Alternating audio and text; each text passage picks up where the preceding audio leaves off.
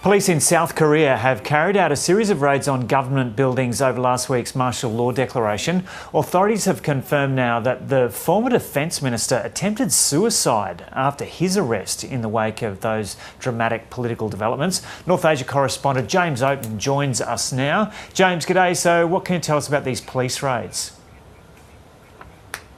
Good afternoon, Joe. Well, there's been a series of police raids across Seoul this morning. Two of the highest profile destinations have been the presidential office and the police headquarters. Now, this all comes after the South Korean President Yoon Suk-yeol declared martial law late on Tuesday last week.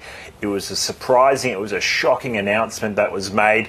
His justification at the time was really the North Korean threats that he needed to address, but he didn't go into many more specifics than that at the time. What happened soon after he declared martial law was police and military officers surrounded the parliament, but they were unable to stop a vote from the opposition to undo the martial law, to reverse the martial law. And 6 hours later, after the opposition members were able to vote it down, President Yoon then reversed his decision and it was undone. Now we're dealing with a much longer and equally as dramatic fallout from that martial law that was declared last week. Perhaps the biggest scalp politically has been the Defence Minister, or former Defence Minister now, Kim Yong Hyun. Now, he has admitted that he is taken responsibility and saying that he gave the idea to the president to call martial law. He has now been jailed and he's facing allegations or charges of abuse of power and rebellion. Army commanders have said that he gave the order for the military to try and break open to shut down Parliament, I should say, to stop that vote from the opposition lawmakers from happening.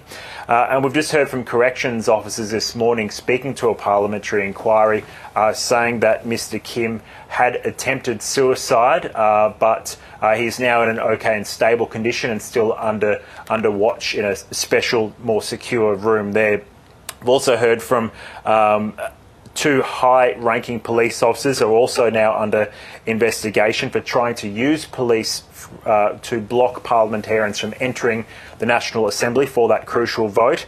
And we've also heard from Kwak Jong-kyun, who is commander of the Army Special Warfare Command, and he's also said that the Defence Minister told him to blow open the doors of Parliament and pull out the parliamentarians to stop that vote from happening. So still a long tail from that quite dramatic situation we had last week, Joe. Yeah, so James, that's a Defence Minister and senior police. But what about the President? Because presumably it was the President who was directing all of this.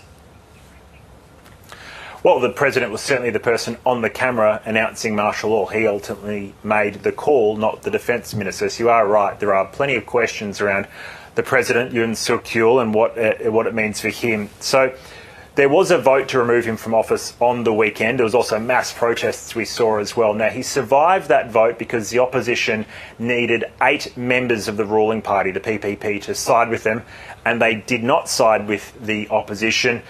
There's been a deal announced where essentially the president will no longer act like the president. He won't be involved in national and international affairs, and he'll shorten his term as well. So it's almost like a soft handover without actually standing down. But there are serious questions around this. First of all, how does it even work? Is it constitutional? We've heard that, he's still the president, which means he's still in charge of the army. If there was conflict, he would still be, as the Americans say, the commander-in-chief. So it just seems quite a strange, and many are saying unrealistic, announcement that he's going to slink away into the background and don't worry about him anymore, he won't be a trouble. So the spotlight is firmly on the president. There'll be another vote on the weekend. And ultimately, there is still an investigation into his conduct, and the opposition, and plenty of opposition members, are saying he needs to be jailed. Joe? Yeah, we were talking to Kathleen Calderwood on the streets of Seoul last week as this was all unfolding, and she was surrounded by these furious protesters.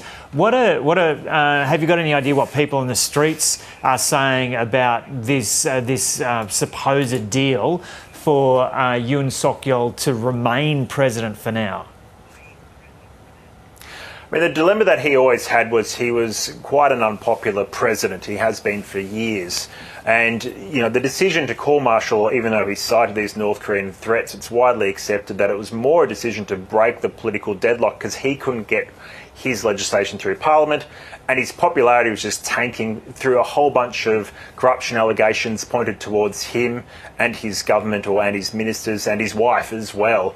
The difficulty is once you've called martial law, how on earth was he going to become popular again? That's really one of the, I guess, miscalculations from all this. So certainly the anger towards him has not calmed down at all, because it was ultimately President Yoon who made the decision to call martial law, even though the defence or former defence minister has said that it was his fault and that he's apologised for it. So clearly these are situations, this is plenty of questions that the ruling People's Power Party will need to address. Ultimately, you know, one of the concerns they would have is that if there's an early election, then the electorate would certainly not be very forgiving at all to the ruling party, and then the opposition would get even more control, presumably by winning the presidential election. So they would have an opposition president and an opposition parliament.